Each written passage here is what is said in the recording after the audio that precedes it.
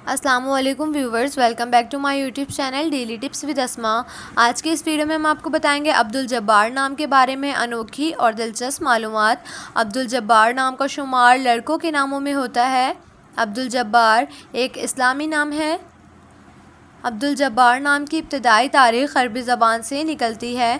अब्दुल जब्बार नाम के अफराद के लिए खुशकिस्मत नंबर 7 माना जाता है। माहिरीन के मुताबिक अब्दुल जब्बार नाम के लड़के बहुत प्यारे होते हैं। अब्दुल जब्बार नाम का मतलब है बहुत ताकतवर। अब्दुल जब्बार नाम के लड़कों के लिए खुशकिस्मत दिनों में मंगल और जुमेरात का दिन शामिल है। अब्दुल जब्बार नाम के अफराद के लिए मुवाफिक रंगों में सुर्ख और बनफशी रंग शामिल हैं। अब्दुल जब्बार नाम के अफराद के लिए मुवाफिक पत्थरों में रूबी पत्थर शामिल है।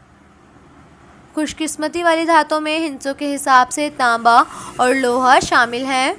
सो फ्रेंड्स, अगर आप अपने नाम का मतलब जानना चाहते हैं तो कमेंट बॉक्स में अपना नाम लिखें। इंशाअल्लाह हम आपके नाम की वीडियो ज़रूर बनाएंगे। Thanks for watching. अल्लाह हाफिज़।